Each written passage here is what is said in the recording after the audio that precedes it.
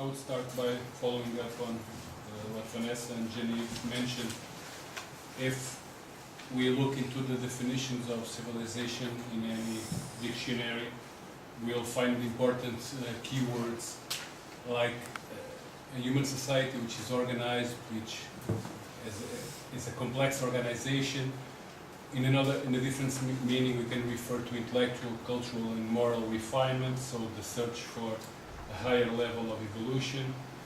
A contrast between cities and areas which are not deeply inhabited, which reminds us of the problem of desertification, and the conflict between cities as civilization and wild nature. What about ecological civilization? How do we translate this concept into a new policy for environmental protection? We have already seen that the Chinese government attaches a lot of importance to this concept. Maybe I should allow for the translation. Time to the translation. 所以它的那个PPT 主要是讲公民在生态文明建设中的作用。首先看文明这个词，刚才他点出来，文明这个词有几个关键词，一个是指人类社会，然后人类社会是一个高度发展的一个物质与精神资源的一个总和，是具有复杂的文化性、政治性以及法律的一个组织。然后它包含人类社会文明包含一个非常智力的以及文化的以及道德的一个精髓。再来看那个文明这个词，它里面含有城市，或者说是指人口居多的地区，也来与那个较少人居住的或者是那个沙漠地区相比较而言，又有怎样？这个他们是两个区域进行一个对比，然后综上的这些概念以及它的这个文明这个词所包含的一个包含的一些关键词的一个点是如何来理解这个生态文明这个概念的。So basically the challenge for the Chinese government is to balance economic development with environmental protection.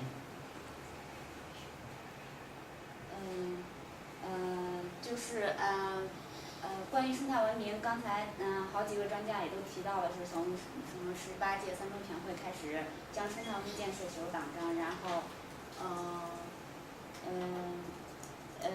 这个生态文明的主要的那个主要点是如何平衡经济发展与环境保护两者之间的关系。So, having a background in consumer law and private law, I started thinking, anyone would acknowledge that most of the environmental problems also have to do with individual behavior, and not just with the behavior of the industry. So, the way individuals behave is very important for environmental protection and for a change in policy. 从那个它消费法的一个专业背景来讲，大部分的那个环境问题主要是由个体行为所产生的，所以如何改变个体行为以及个体态度，是对环境保护具有非常重要的意义。So there are several studies available about the knowledge and the awareness that Chinese people have over environmental issues. And we all know that this awareness is raising due to different problems that have emerged in popular media and newspapers. So, as happens in other areas of the world, people are becoming more conscious about the environment. 有好多个研究都在表明，人们的那个知识与意识，人们对环境保护的知识与意识的那个认识性会影响那个影响环境问题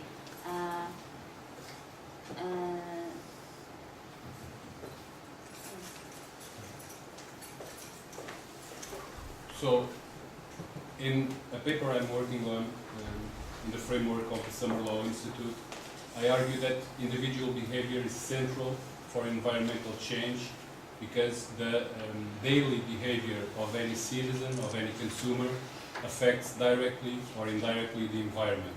And we have the example of individual emissions. The more people consume, and China is now a consumer society, the more they pollute. 就是说，我现在进行的一个研究就是，个体行为对于环境问题的改善是非常重要的。很多环境问题都是直接或者间接由人们每日的那个行为所造成的。举例来讲，就是在美国，个体排放占据全年排放的32%。To address these problems, policymakers need to go beyond the traditional tools of regulation, economic subsidies, and public campaigns.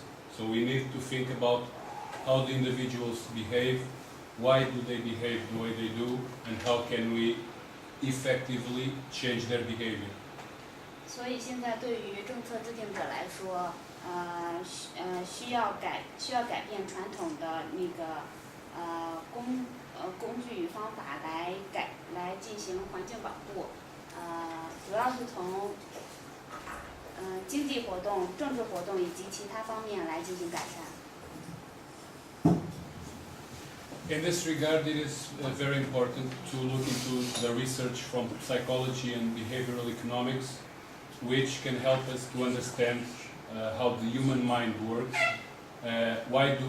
how do we get to a process of decision making, and how public policy can help us, guide us, or even nudge us in the right way. Especially, I would mention this book from Professor Sunstein and Toller, which argues that policymakers can create a new choice architecture. They can think about the way citizens behave and try to nudge them to create incentives so that they can make environmentally friendly decisions. 在心理学以及行为经济学方面的研究，能够帮助大家理解人类活动和决策制定过程中，个体的行为如何来影响改善个体的行为如何来促进环境保护。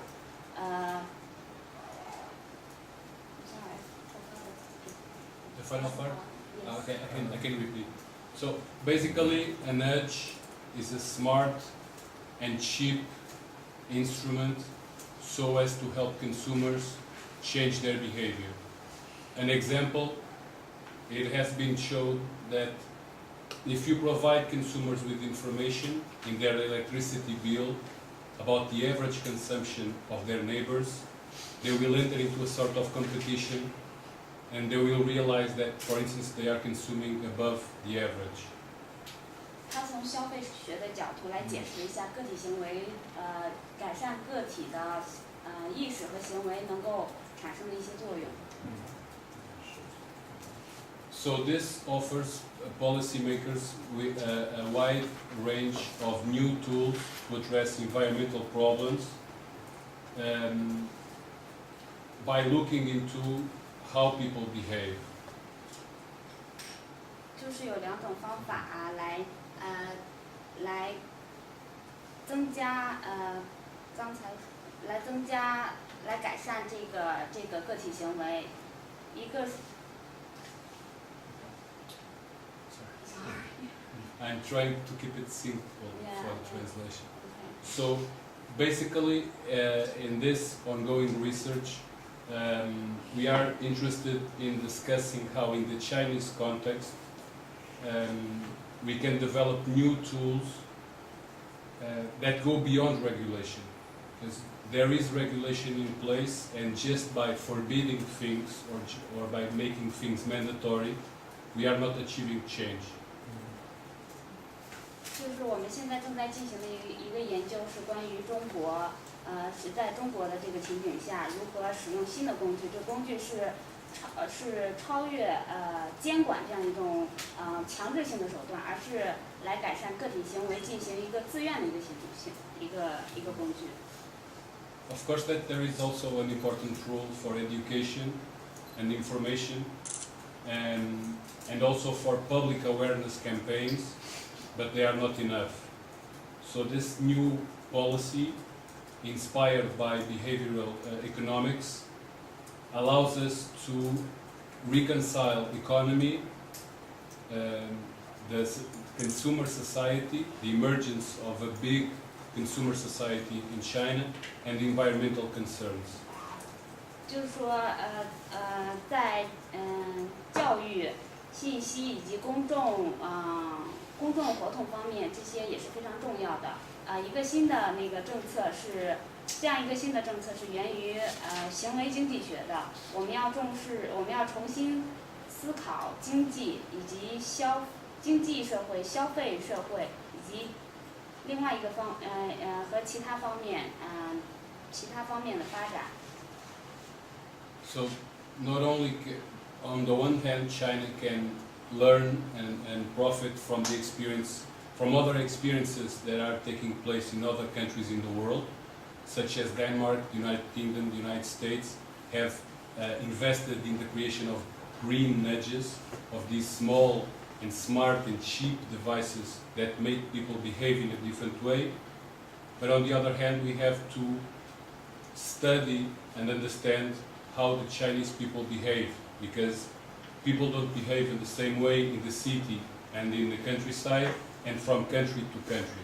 So we need to think how to develop a green nudge for China, a green nudge that understands the Chinese specifics. This, sure. 要从下面两个方面，一个方面是中国要学习西方的一些例如丹麦、英国等一些较成功的经验。另外一方面，我们要学习并且理解中国人的行为，这些行为在城市地区和在乡村地区也是不同的。刚才第一点是说中国要学习西方的经验，是一个学习西方的关于绿色 Green nudge. Nudge is to push someone. Nudge is to push gently someone, not by shoving, not by imposing, but just by to make you aware of something. So just to call your attention to something. Call your attention. 绿色的一个 Gently, yes, not 绿色行动嘛， pushing 叫绿色行动。对，反正是你这大概意思这个意思。 It's like the elephant gently showing the way to the small elephant. It's not 这 pushing. 不是一种强制的，而是大家自发的这样一个引导。 Finally, I would say that by using this and other perspectives so as to create an ecological civilization, and since China will become the biggest economy in the world and the biggest consumer society in the world, it may assume a leading role in the future, for instance, inspiring other countries such as the BRICS. So other developing countries will profit from the Chinese experience, because China is leading the way for those countries in a certain aspect. In going through or from an industrialized society to a consumer society, which brings environmental problems. So China can also give an example to other countries in this regard. 最后一点就是说，中国即将变成一个全球最大的经济体，或者是和一个消费体。中国现在采取的这些经验，能够引领别的国家，比如引领金砖国家来学习中国这些成功的经验。Thanks. 谢谢。